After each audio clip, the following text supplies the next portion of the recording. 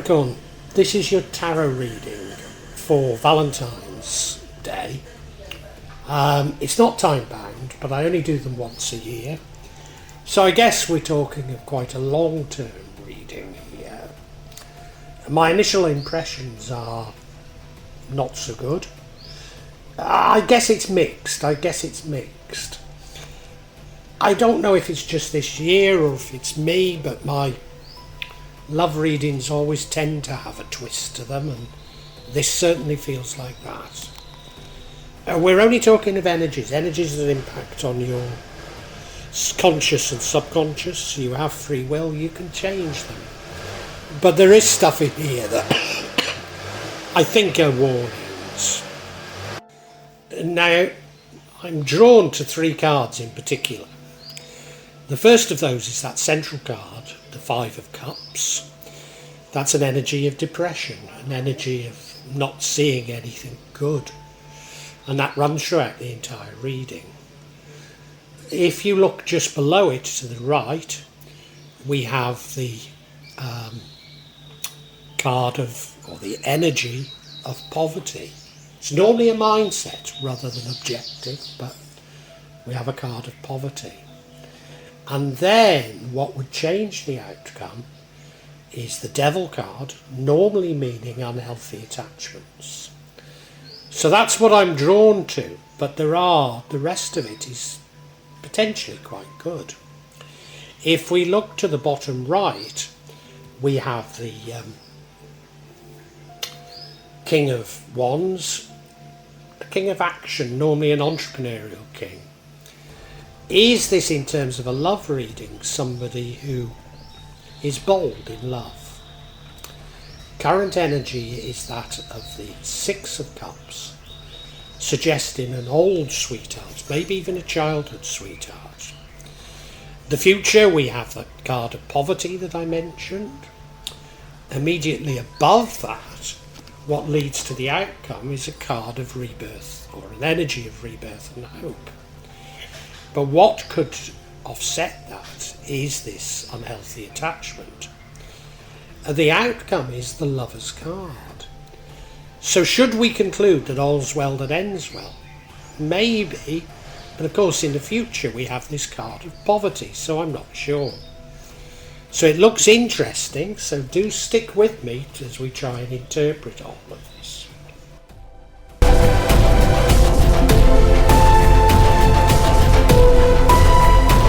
The overall energy is one of despair.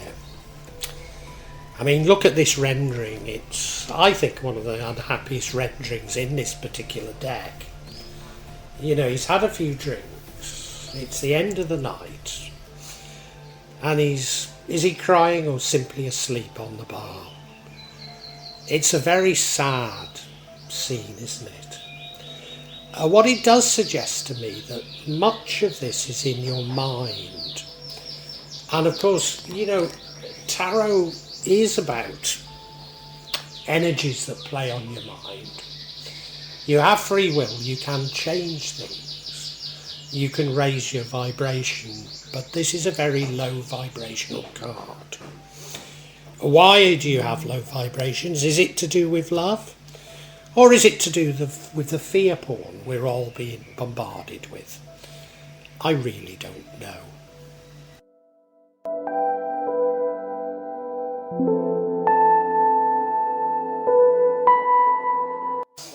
Now in the past we have the King of Wands. I'd normally associate him with being an entrepreneur. And certainly I think many of us look to the past as a golden age, and objectively it was better. But given that this is a love reading, I wonder if it's more somebody that's bold in love. Somebody that's confident in love. Somebody that knows how to approach potential lovers. Somebody that's confident in their own ability. Now, my father was from Liverpool, and excuse the phrase, but he always used to say to me, faint heart never won fat tart. And I'm certain that that's what this is referring to. That you're bold, you're not faint-hearted. You know how to get what you want in love.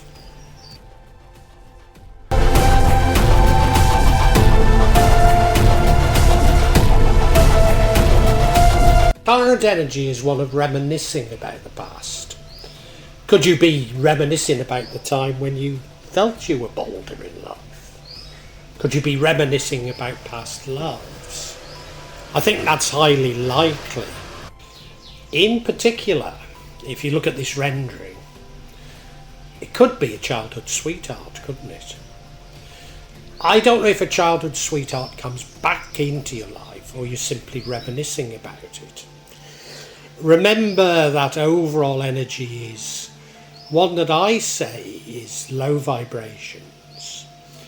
Are you thinking about what might have been rather than this actually happening? I think that's probably the best interpretation of this. But I might be wrong, because there is a love that comes into your life later. Is it an old sweetheart? It could be. It could be.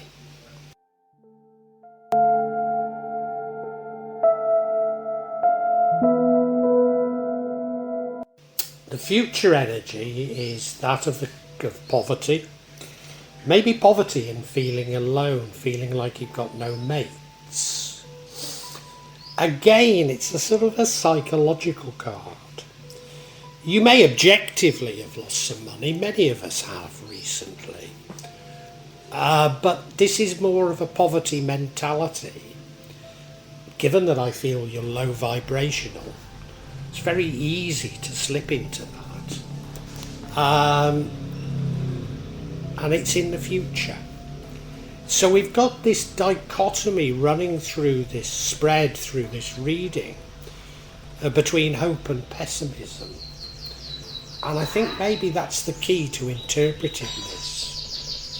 That if you can raise your vibrations and see things more positively, things will turn out better for you.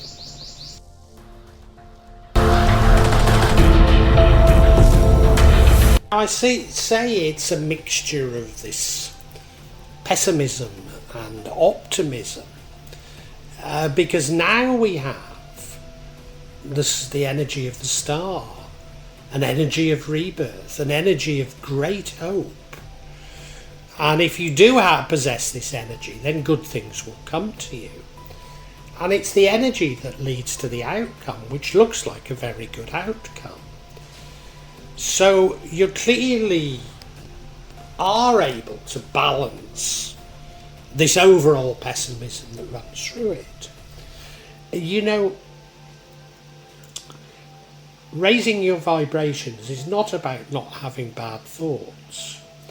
It's about not dwelling on them, not thinking about them too much. So destroying them with this hope, with this optimism, with this rebirth, is a very good thing to be doing.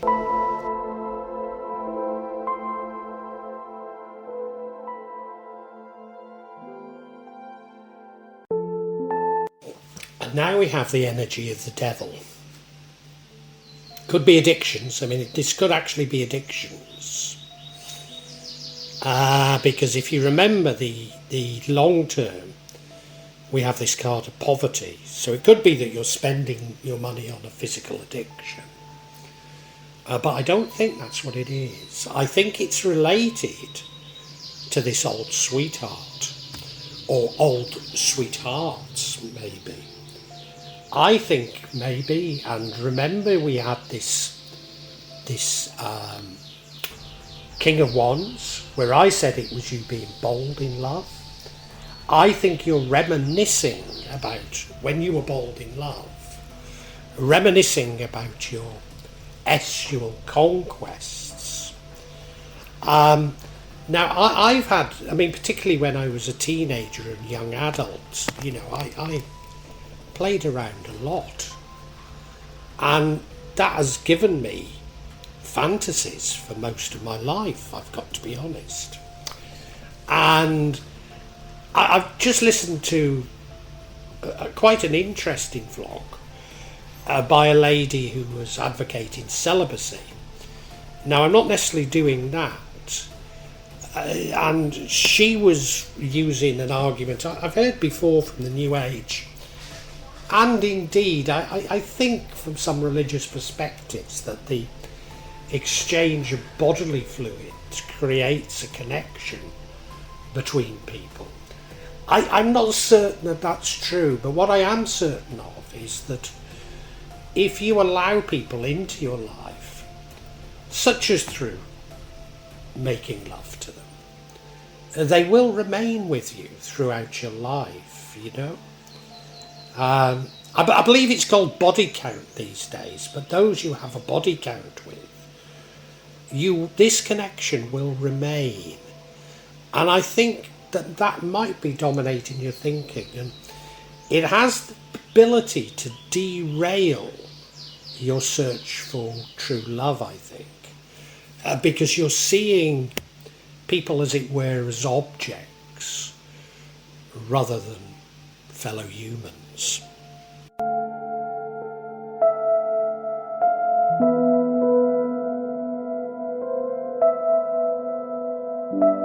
We can stick with the high vibrations rather than the low vibrations of seeing fellow humans as conquests, as pieces of meat, including those from your past. Then you are going to meet a divine love. Is this all's well that ends well? Well, I'm not sure, because we do have this poverty card in the future. I mean, could it be that you even get back together with an old sweetheart and they turn out to be not what you want? I'm not sure, because normally this energy is a divine energy. You look at the rendering, there's an angel above their heads, so it feels like it's heaven sent. But is it heaven sent so that you'll learn a lesson? I don't know, but I'm going to take it positively, because this does feel like an interplay between high and low vibrations.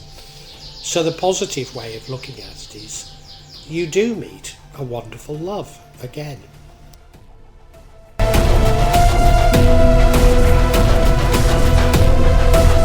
Capricorn, I thought this was something of a depressing spread, but I'm not certain it is. It's reminding you of the interplay of high and low vibrations, which, you know, if this is for around a year or a long time anyway, then you will go through mixed emotions, but you have to be guarded against these low vibrations.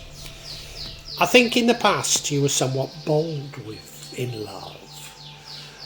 Maybe you saw your encounters as conquests. I'm not too certain you were that sort of evil about it. You know, some of them you may have loved, and you're still deeply attached to some of them and think about them regularly. You might have lost contact with them, but think about them regularly, or I believe you do.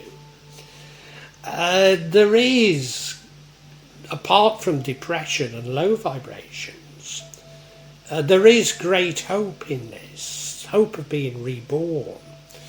And from that hope, I believe that you find a new and wonderful love. However, I think that you had so many past loves, highly successful in love, is something of an addiction of yours that creates low-level vibrations. Now, some might argue that being a playboy or a little bit loose as a woman will create these low vibrations anyway, and they might do. I think it depends on how you look on them. But if it is something of a compulsion as addiction, then it will indeed create low vibrations. It will make you depressed. I remember listening to a documentary on Casanova, you know, and of course he's legendary. I think, I seem to remember when he was much older, he even seduced his own daughter when I think she was 14 at the time. So, you know, no scruples whatsoever. But his karma was that in latter years he had erectile dysfunction. And I think, there's something similar going on here, in as much as if you see people as pieces of meat, as it were, and maybe you will end up in poverty with no friends. But if you can keep with hope, keep your vibrations high, you will find what feels like a divine love.